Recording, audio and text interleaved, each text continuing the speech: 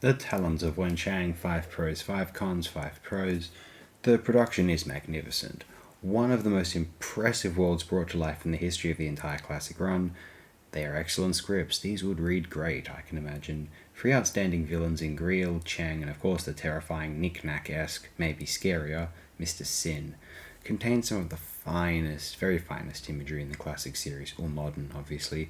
The Doctor dressed as Holmes, wandering Victorian London at night, a mood reminding one of Jack the Ripper, featuring giant rats, an evil ventriloquist dummy, a fugitive time-travelling war criminal, the noble savage warrior woman Leela, and a general funneling of that depicted era's cultural staples into one engrossing, impassioned opus. When edited into a feature, one of the most watchable films you might ever view. 5 cons.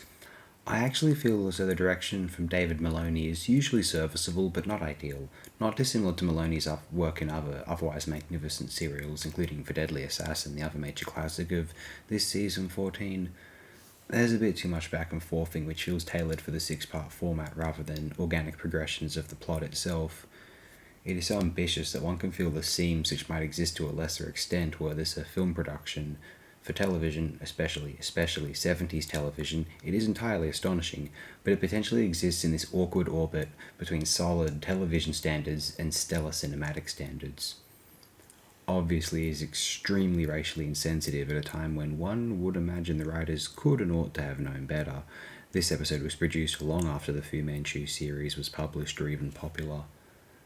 It cannot inspire any other thoughts of major cons for me. Oh, well, the giant rats, they aren't overwhelmingly convincing, but I adore their presence too much for me to consider them a serious con, so I'll just mention that for everyone else's sake, but I do not mind for delightful rodents whatsoever here.